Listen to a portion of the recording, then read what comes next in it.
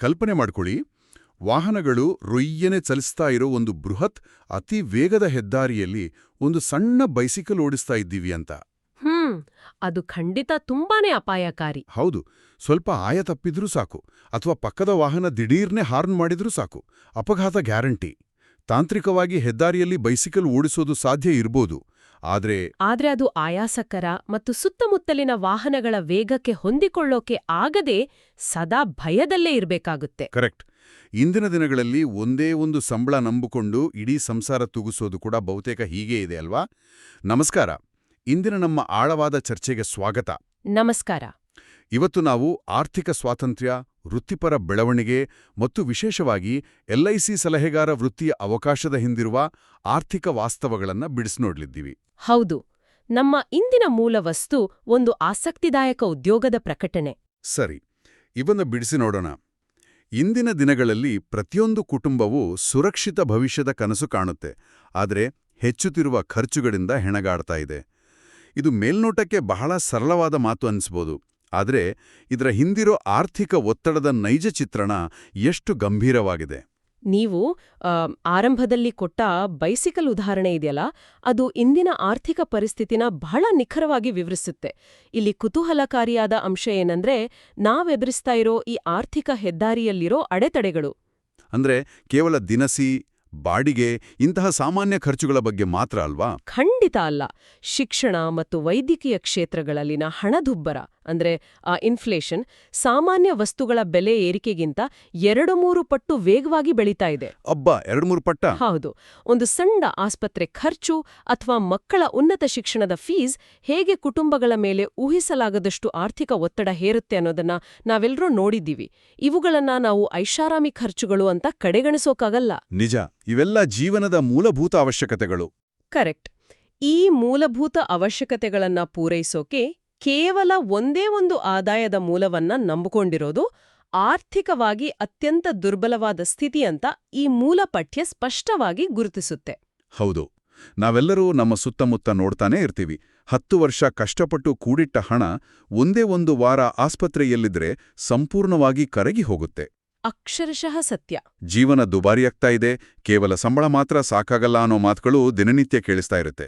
ಆದರೆ ಇಲ್ಲೊಂದು ಪ್ರಶ್ನೆ ಕೇಳಲೇಬೇಕಾಗತ್ತೆ. ಖಂಡಿತ ಕೇಳಿ. ಇಂತಹ ಮಾತುಗಳನ್ನ ಕೇಳಿದಾಗ ಇದೇನೋ ಜನರಲ್ಲಿರೋ ಅಭದ್ರತೆಯ ಭಯವನ್ನ ಬಂಡವಾಳ ಮಾಡಿಕೊಂಡು ಕೇವಲ ಒಂದು ಕೆಲ್ಸವನ್ನ ಮಾರಾಟ ಮಾಡೋ ತಂತ್ರ ಅನ್ಸಲ್ವಾ? ಇದು ಸಹಜವಾದ ಅನುಮಾನ ಅಲ್ವಾ? ಅಥವಾ ಇಂದಿನ ದಿನಗಳಲ್ಲಿ ಕುಟುಂಬಗಳು ಆದಾಯವನ್ನ ಗಳಿಸೋ ಮತ್ತು ನಿರ್ವಹಿಸೋ ವಿಧಾನದಲ್ಲೇ ಮೂಲಭೂತವಾಗಿ ಏನಾದರೂ ಬದಲಾವಣೆ ಆಗಬೇಕಾಗಿದೆಯಾ? ಇದು ಕೇವಲ ಒಂದು ಸೇಲ್ಸ್ ಪಿಚ್ ಅಥವಾ ಅದಕ್ಕಿಂತ ಆಳವಾದ ವಾಸ್ತವನ? ಇದೊಂದು ಅತ್ಯಂತ ಮಹತ್ವದ ಪ್ರಶ್ನೆ. ಮೇಲ್ನೋಟಕ್ಕೆ ಇದು ಒಂದು ವೃತ್ತಿಯನ್ನ ಪರಿಚಯಿಸೋ ತಂತ್ರದಂತೆ ಕಂಡರೂ ಆಳವಾಗಿ ಗಮನಿಸಿದ್ರೆ ಇದು ಇಂದಿನ ಆರ್ಥಿಕ ವ್ಯವಸ್ಥೆಯ ರಚನಾತ್ಮಕ ಬದಲಾವಣೆಯನ್ನು ಸೂಚಿಸುತ್ತೆ. ಓಹೋ, ರಚನಾತ್ಮಕ ಬದಲಾವಣೆ ಅಂದ್ರೆ ಹೇಗೆ? ಇದನ್ನ ವಿಸ್ತೃತ ದೃಷ್ಟಿಕೋನದಿಂದ ನೋಡಿದ್ರೆ ಕೇವಲ ಒಂದೇ ಉದ್ಯೋಗವನ್ನ ನಂಬಿ ಬದುಕುವುದು ಈಗಿನ ಕಾಲದಲ್ಲಿ ಎಷ್ಟು ಅಪಾಯಕಾರಿ ಅನ್ನೋದರ್ಥ ಆಗುತ್ತೆ. ಹಿಂದಿನ ತಲೆಮಾರಿನಲ್ಲಿ ಒಂದು ಸರ್ಕಾರಿ ಕೆಲಸ ಅಥವಾ ಒಂದು ಖಾಯಂ ಉದ್ಯೋಗ ಜೀವನ ಪೂರ್ತಿ ಭದ್ರತೆ ನೀಡ್ತಾ ಇತ್ತು. ಹೌದು, ರಿಟೈರ್ ಆಗೋವರೆಗೂ ಆರಾಮಾಗಿರ್ತಾ ಇದ್ರು. ಆದರೆ ಇಂದು ಜಾಗತಿಕ ಆರ್ಥಿಕತೆ, ಆ ಲೇ ಆಫ್ಗಳು ಮತ್ತು ಅನಿಶ್ಚಿತತೆಯ ಈ ಕಾಲದಲ್ಲಿ ಒಂದೇ ಆದಾಯದ ಮೂಲ ಇದ್ದಾಗ ಆ ಮೂಲ ಕಡಿತಗೊಂಡ್ರೆ ಇಡೀ ಕುಟುಂಬ ಬೀದಿಗೆ ಬರುತ್ತೆ. ನಿಜ. ಕೊರೋನಾ ಟೈಮ್ನಲ್ಲಿ ನಾವೆಲ್ಲ ಇದನ್ನ ಕಣ್ಣಾರೆ ನೋಡಿದ್ದೀವಿ. ಹೌದು. ಹಾಗಾಗಿ ಹೆಚ್ಚುವರಿ ಆದಾಯದ ಮೂಲವನ್ನ ಸೃಷ್ಟಿಸಿಕೊಳ್ಳುವುದು ಈಗ ಒಂದು ಆಯ್ಕೆಯಾಗಿ ಉಳಿದಿಲ್ಲ, ಅದೊಂದು ಅನಿವಾರ್ಯತೆಯಾಗಿದೆ. ಆರ್ಥಿಕ ಅನಿಶ್ಚಿತತೆಯೇ ಇಂದಿನ ಸ್ಥಿರ ವಾಸ್ತವ ಆಗಿರೋದ್ರಿಂದ ಒಂದು ಪ್ಲಾನ್ ಬಿ ಅಥವಾ ಆರ್ಥಿಕ ರಕ್ಷಣಾ ಕವಚ ಇರೋದು ಅತ್ಯವಶ್ಯಕ ಅಂತ ಈ ಪ್ರಕಟಣೆ ಒತ್ತಿ ಹೇಳುತ್ತೆ.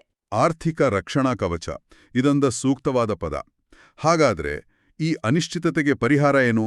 ಇಲ್ಲಿಯೇ ಎಲ್ಐಸಿ ಸಲಹೆಗಾರ ವೃತ್ತಿಯ ಪ್ರಸ್ತಾಪ ಬರೋದು. ಕರೆಕ್ಟ್. ಇದನ್ನ ನಾನು ಆರ್ಥಿಕ ವೈದ್ಯರ ಅಂದ್ರೆ ಫೈನಾನ್ಷಿಯಲ್ ಡಾಕ್ಟರ್ ವೃತ್ತಿಗೆ ಹೋಲ್ಸಕ್ಕೆ ಇಷ್ಟಪಡ್ತೀನಿ. ಫೈನಾನ್ಷಿಯಲ್ ಡಾಕ್ಟರ್, ಇದು ಥರನ ಹೊಸ ಪರಿಕಲ್ಪನೆ. ಹೇಗೆ ಅಂತ ವಿವರಿಸ್ತೀರಾ?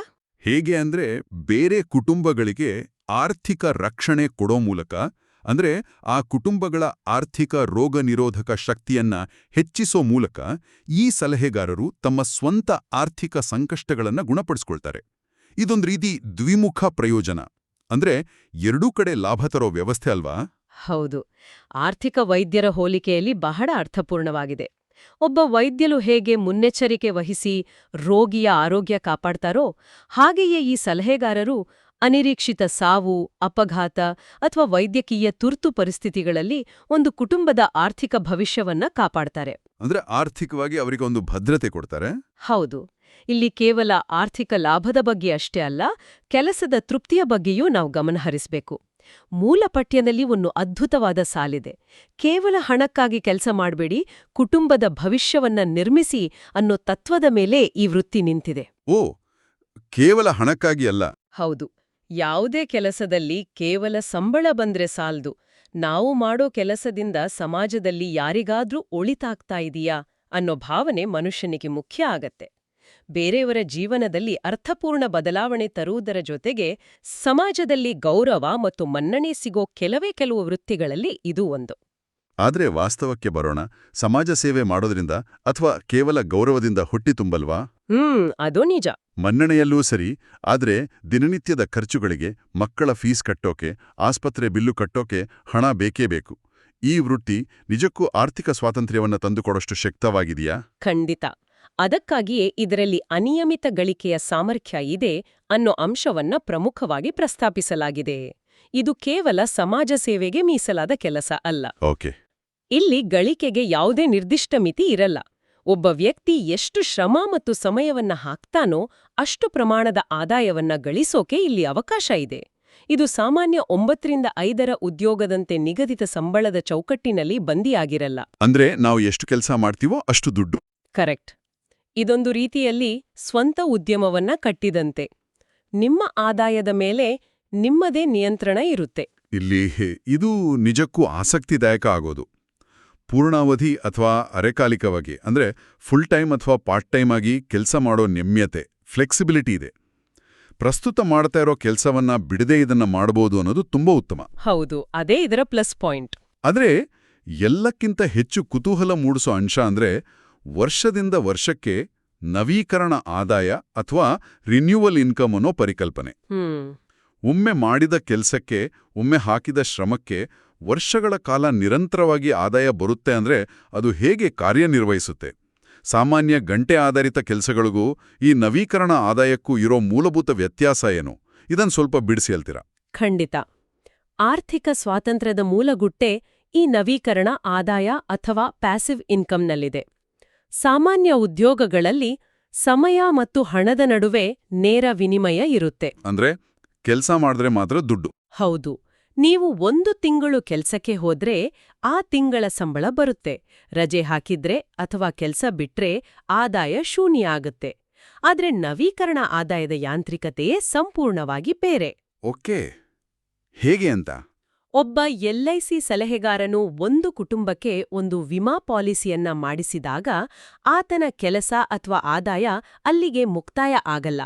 ಆ ಕುಟುಂಬವು ಭವಿಷ್ಯದಲ್ಲಿ ಪ್ರತಿ ವರ್ಷ ಆ ಪಾಲಿಸಿಯನ್ನ ನವೀಕರಿಸಲು ಪ್ರೀಮಿಯಂ ಕಟ್ಟಿದಾಗೆಲ್ಲ ಅದರ ಒಂದು ನಿರ್ದಿಷ್ಟ ಪಾಲು ಈ ಸಲಹೆಗಾರನಿಗೆ ಆದಾಯವಾಗಿ ಬರುತ್ತೆ. ಓಹೋ, ಅಂದ್ರೆ ಮೊದಲ ವರ್ಷ ಮಾತ್ರ ಆ ಪಾಲಿಸಿಯ ಬಗ್ಗೆ ವಿವರಿಸೋಕೆ ಕಾಗದ ಪತ್ರದ ಕೆಲಸಗಳಿಗೆ ಶ್ರಮ ಹಾಕ್ಬೇಕು.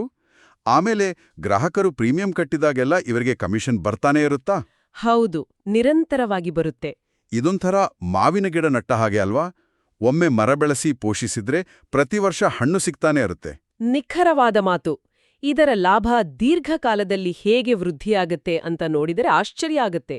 ಉದಾಹರಣೆಗೆ, ಒಬ್ಬ ಸಲಹೆಗಾರ 5 ವರ್ಷಗಳ ಕಾಲ ಸತತವಾಗಿ 100 ಪಾಲಿಸಿಗಳನ್ನ ಮಾಡಿಸ್ತಾನೆ ಅನ್ಕೊಳ್ಳೋಣ. ಓಕೆ.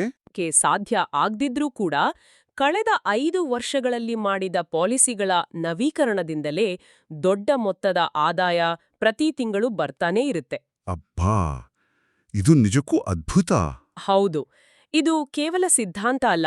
ಭಾರತದಾದ್ಯಂತ ಸಾವಿರಾರು ಜನರು ಈಗಾಗಲೇ ಇದೇ ಮಾದರಿಯಲ್ಲಿ ತಮ್ಮ ಜೀವನವನ್ನ ಬದಲಾಯಿಸಿಕೊಂಡಿದ್ದಾರೆ ಅನ್ನೋ ಅಂಕಿ ಅಂಶಗಳು ನಮ್ಮ ಮುಂದಿವೆ. ದೀರ್ಘಕಾಲೀನ ಆರ್ಥಿಕ ಸ್ವಾತಂತ್ರ್ಯಕ್ಕೆ, ಅಂದ್ರೆ ನಾವು ನಿದ್ದೆ ಮಾಡ್ತಾ ಇರುವಾಗಲೂ ನಮ್ಮ ಖಾತೆಗೆ ಹಣ ಬರೋ ವ್ಯವಸ್ಥೆಯನ್ನ ಕಟ್ಕೊಳ್ಳೋಕೆ ಇದು ಅತ್ಯುತ್ತಮ ಮಾರ್ಗ. ಇದು ನಿಜಕ್ಕೂ ಕಣ್ಣು ತೆರೆಸುವಂತಹ ವಿಚಾರ. ಇಷ್ಟೆಲ್ಲ ಅನುಕೂಲಗಳಿವೆ, ಅನಿಯಮಿತ ಗಳಿಕೆ ಇದೆ, ನವೀಕರಣ ಆದಾಯದ ಮೂಲಕ ಆರ್ಥಿಕ ಭದ್ರತೆ ಇದೆ ಮತ್ತು ಸಮಾಜದಲ್ಲಿ ಗೌರವವೂ ಸಿಗುತ್ತೆ ಅಂದಮೇಲೆ ಈ ವೃತ್ತಿಗೆ ಪ್ರವೇಶ ಪಡೆಯೋಕೆ ಬಹಳ ಕಠಿಣವಾದ ನಿಯಮಗಳಿರಬೇಕು ಅಂತ ಅನ್ಸುತ್ತೆ ಅಲ್ವಾ? ಸಾಮಾನ್ಯವಾಗಿ ಹಾಗೆ ಅನ್ಕೊಳ್ತಾರೆ. ಉನ್ನತ ಮಟ್ಟದ ಶಿಕ್ಷಣ ಬೇಕಿರಬೇಕು ಅಥವಾ ದೊಡ್ಡ ಬಂಡವಾಳ ಬೇಕಿರಬೇಕು ಅಂತ ಯಾರಾದರೂ ಸಹಜವಾಗಿ ಯೋಚಿಸ್ತಾರೆ. ಆದರೆ ಇದರ ಅರ್ಹತೆಗಳನ್ನು ನೋಡಿದ್ರೆ ನಿಜಕ್ಕೂ ಆಶ್ಚರ್ಯ ಆಗುತ್ತೆ. ಕೇವಲ 18 ವರ್ಷ ಮೇಲ್ಪಟ್ಟವರಾಗಿರಬೇಕು ಮತ್ತು ಕನಿಷ್ಠ 10ನೇ ತರಗತಿ ಪಾಸ್ ಆಗಿರಬೇಕು ಅಷ್ಟೇ. ಹೌದು, ಅಷ್ಟೇ. ಬೇರೆ ಯಾವುದೇ ವಿಶೇಷ ಪದವಿಯೂ ಬೇಕಿಲ್ಲ. ಅಂದ್ರೆ ದೊಡ್ಡ ಡಿಗ್ರಿ ಇಲ್ದವರಿಗೋ ಸಾಮಾನ್ಯ ಜನರಿಗೂ ಈ ಅವಕಾಶ ಎಷ್ಟು ಸುಲಭವಾಗಿ ಸಿಗ್ತದೆ ನೋಡಿ. ಹೌದು, ಇದು ಬಹಳ ಮುಖ್ಯವಾದ ಅಂಶ. ಇದನ್ನ ನಾವು ಅವಕಾಶಗಳ ಪ್ರಜಾಸತ್ತಾತ್ಮಕೀಕರಣ ಅಂತ ಕರಿಬೋದು. ಪ್ರಜಾಸತ್ತಾತ್ಮಕೀಕರಣ ಅಂದ್ರೆ ಎಲ್ಲರಿಗೂ ಸಮಾನ ಅವಕಾಶ ಅಂತ. ಕರೆಕ್ಟ್. ಇಂದಿನ ಕಾರ್ಪೊರೇಟ್ ಜಗತ್ತಿನಲ್ಲಿ ಒಳ್ಳೆಯ ಕೆಲಸ ಸಿಗಬೇಕು ಅಂದ್ರೆ ಪ್ರತಿಷ್ಠಿತ ಕಾಲೇಜುಗಳ ಪದವಿ, ಇಂಗ್ಲಿಷ್ ಜ್ಞಾನ ಅಥವಾ ವರ್ಷಗಳ ಅನುಭವವನ್ನ ಕೇಳ್ತಾರೆ. ಆದ್ರೆ ಇಲ್ಲಿ ಕಷ್ಟಪಟ್ಟು ದುಡಿಯೋ ಮನಸ್ಸು, ಜನರನ್ನ ಸಂಪರ್ಕಿಸಿ ಮಾತಾಡೋ ಕೌಶಲ್ಯ ಮತ್ತು ಹೊಸತನ್ನ ಕಲಿಯೋ ಆಸಕ್ತಿ ಇದ್ರೆ ಸಾಕು. ವಾವ್, ಇದು ನಿಜಕ್ಕೂ ಭರವಸೆ ಮೂಡಿಸೋ ವಿಚಾರ. ವೃತ್ತಿಪರ ಬೆಳವಣಿಗೆಯನ್ನ ಸಾಧಿಸಬಹುದು. ಇದು ಸಮಾಜದ ಪ್ರತಿಯೊಂದು ಸ್ತರದ ಜನರಿಗೂ ಆರ್ಥಿಕವಾಗಿ ಮೇಲೆ ಬರೋ ದಾರಿಯನ್ನ ಸುಗಮಗೊಳಿಸುತ್ತೆ. ಹಾಗಾದ್ರೆ ಈ ಅವಕಾಶವನ್ನ ಬಳಸ್ಕೊಳ್ಬೇಕು ಎನ್ನುವರಿಗೆ ಮುಂದಿನ ಹೆಜ್ಜೆ ಏನು? ಆಸಕ್ತಿರೋರು ಯಾರನ್ನ ಸಂಪರ್ಕಿಸ್ಬೋದು ಅಂತ ಮೂಲ ಪಠ್ಯದಲ್ಲಿ ಮಾಹಿತಿ ಇದೆಯಾ? ಖಂಡಿತ ಇದೆ. ಈ ವೃತ್ತಿಯನ್ನ ಆರಂಭಿಸೋಕೆ ಸರಿಯಾದ ಮಾರ್ಗದರ್ಶನ ಬಹಳ ಮುಖ್ಯ ಆಗತ್ತೆ.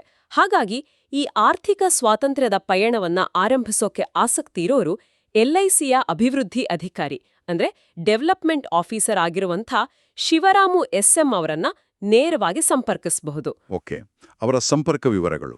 ಅವರ ಮೊಬೈಲ್ ಸಂಖ್ಯೆ 7899254100. ಅಂದ್ರೆ 7899254100. ಹೌದು. ಇವರನ್ನ ಸಂಪರ್ಕಿಸೋ ಮೂಲಕ ಈ ವೃತ್ತಿಯ ಬಗ್ಗೆ ಸಂಪೂರ್ಣ ಉಚಿತ ಮಾರ್ಗದರ್ಶನ, ಬೇಕಾಗುವ ತರಬೇತಿ ಮತ್ತು ಮುಂದಿನ ಪ್ರಕ್ರಿಯೆಗಳ ಬಗ್ಗೆ ಮಾಹಿತಿ ಪಡ್ಕೋಬಹುದು. ಈ ಇಡೀ ವ್ಯವಸ್ಥೆಯು LICಯ 3 ಪ್ರಮುಖ ಆಶಯಗಳ ಮೇಲೆ ನಿಂತಿದೆ ಅಂತ ಪ್ರಕಟಣೆ ಹೇಳುತ್ತೆ. ಆ 3 ಆಶಯಗಳು ಯಾವುವು? ಕುಟುಂಬಗಳ ರಕ್ಷಣೆ, ಭವಿಷ್ಯದ ನಿರ್ಮಾಣ ಮತ್ತು ಆರ್ಥಿಕ ಸ್ವಾತಂತ್ರ್ಯದ ಸೃಷ್ಟಿ. ಸೂಪರ್. ಹಾಗಾದ್ರೆ ಇದರ ಒಟ್ಟಾರೆ ಅರ್ಥವೇನು? ನಾವಿಂದು ಕೇವಲ ಒಂದು ವೃತ್ತಿಯ ಬಗ್ಗೆ ಮಾತ್ರ ಮಾತಾಡಲಿಲ್ಲ. ಬದಲಿಗೆ ಪ್ರಸ್ತುತ ಸಮಾಜದಲ್ಲಿ ಜನಸಾಮಾನ್ಯರು ಎದುರಿಸ್ತಾ ಇರೋ ಆರ್ಥಿಕ ಸಂಕಷ್ಟಗಳ ಬೇರುಗಳನ್ನು ಹುಡುಕೋ ಪ್ರಯತ್ನ ಮಾಡಿದ್ಲಿ. ನಿಜ.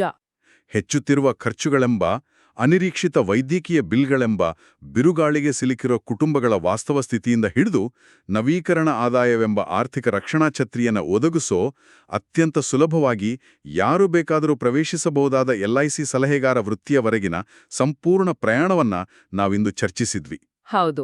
ಬೇರೆಯವರ ಭವಿಷ್ಯವನ್ನ ಕಾಪಾಡೋ ಮೂಲಕ, ಅವರ ಜೀವನದಲ್ಲಿ ಭದ್ರತೆಯ ದೀಪವನ್ನ ಬೆಳಗಿಸೋ ಮೂಲಕ ನಮ್ಮದೇ ಭವಿಷ್ಯವನ್ನ ಆರ್ಥಿಕವಾಗಿ ಕಟ್ಟಿಕೊಳ್ಳೋ ಈ ವಿಶಿಷ್ಟ ಮಾದರಿ ನಿಜಕ್ಕೂ ಶ್ಲಾಘನೀಯ.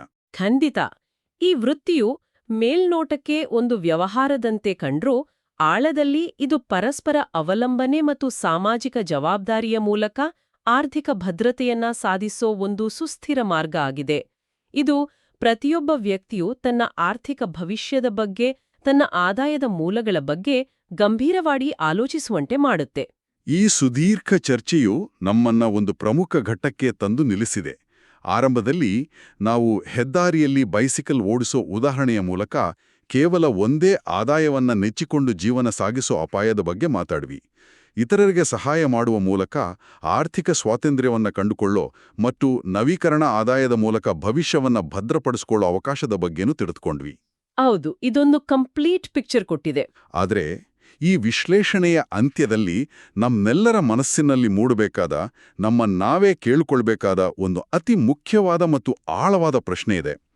ಇಂದಿನ ಈ ವೇಗವಾಗಿ ಬದಲಾಗ್ತಾ ಇರೋ ಆರ್ಥಿಕತೆಯಲ್ಲಿ ದಿನೇ ದಿನೇ ಏರ್ತಾ ಇರೋ ಜೀವನ ಶೈಲಿಯ ವೆಚ್ಚಗಳ ನಡುವೆ ಹೆಚ್ಚುವರಿ ಆದಾಯವನ್ನು ಹುಡುಕೋದು ಕೇವಲ ಸ್ವಲ್ಪ ಹೆಚ್ಚು ಹಣ ಗಳಿಸೋಕೆ ಬಯಸುವವರಿಗಿರೋ ಒಂದು ಸಾಮಾನ್ಯ ಆಯ್ಕೆಯಾಗಿದೆಯಾ?